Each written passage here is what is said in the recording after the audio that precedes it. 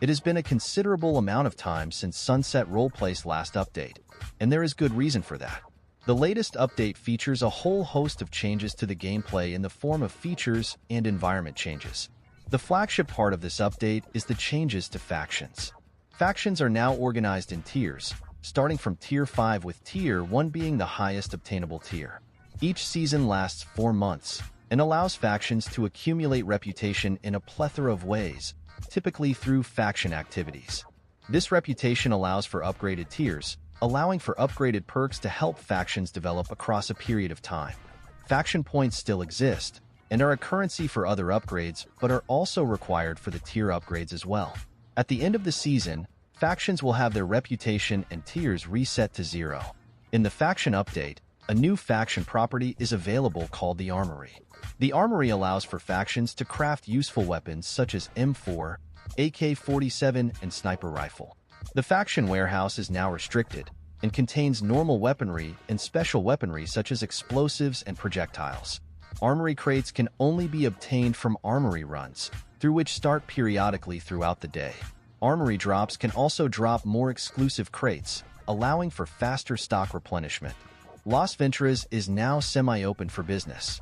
For now, we're still focusing on Los Santos and its surrounding counties, but following the faction update, LV is now open and is a faction turf wasteland.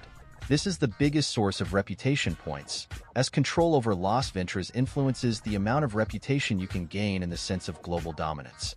Following on from this, there are 2 new missions available to criminals: Shadow Drop and Freight Trafficking. The Shadow Drop mission requires players to retrieve a package from a drop point, deliver it to the conversion point to exchange for tangible rewards, and then deliver it to a dealer who will reward the player for their delivery.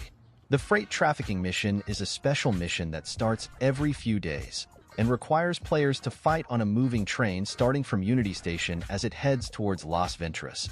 Players can throw crates off of the train containing ammo boxes onto moving vehicles with someone to catch the crate as it is thrown. The Arms Trafficking mission has been updated to its original V2 routes, which requires factions to start the mission from Bayside with several members on the ship before it begins. The ship will no longer automatically set sail for ocean docks, and will instead require factions to take control of the ship first. As featured in the V2 trailer, billiards makes an official return to the server. These will be available in bars and communal areas for the time being. You can view your position on the pool leaderboard for several metrics to compete with other players. There are several key improvements to the server's visual appearance in the form of updated user interfaces, icons, and chat colors.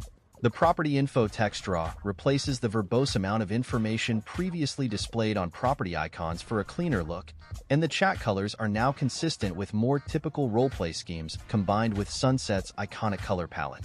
Faction leaders for criminal and police factions also now have a unique, identifiable color.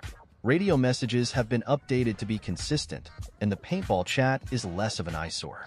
Dealer has also been revamped to include several different dealers at different areas of the map, relating to the drug that they deal. Each faction type can only sell a specific type of drug.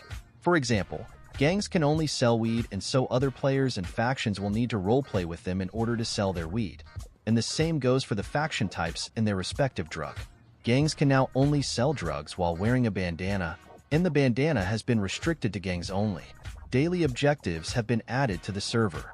At midnight CET, a new daily objective will be assigned to each player, allowing them to complete a certain random task each day, and in reward, they will receive a Wheel of Fortune spin. The Wheel of Fortune spin has been revamped to balance rewards, and this coincides with the addition of the special golden spin, which is only obtainable by completing daily objectives in a 7-day streak. Furniture is now added after a long wait.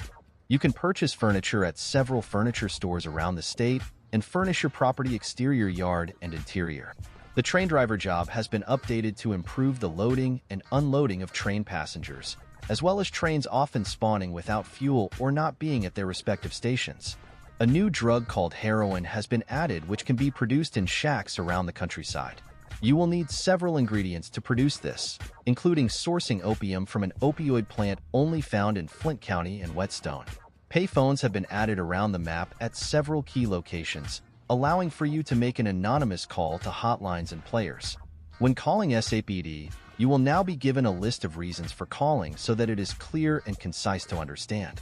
New players are receiving some love too, including the removal of property fees for newbies and removing damage inflicted on new players. Vehicle blinkers are now implemented, allowing you to indicate at intersections using the look left/right key, usually Q and E. Player interactions with vehicles have also been improved, meaning that you will no longer need to be super close to a vehicle to open the trunk, as was the case before. The menu screen has received a fresh overhaul with random cinematics and updated and working music playback. Another main focus of the update has been bug fixes, with several annoying bugs being patched. Players will no longer be ejected from their vehicle while AFK. There are several fire department and EMS fixes. First aid kits will no longer go negative. The smuggle mission and arms trafficking missions are no longer bugged, and key holders can now access property storage, amongst many more outlined in the changelog.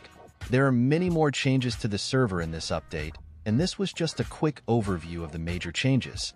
For the full list of changes, view the changelog on our Discord, and for an insight into the faction system and the changes to the server's environment, including its mission to improve the roleplay standards on the server, view the bulletin on the Discord server.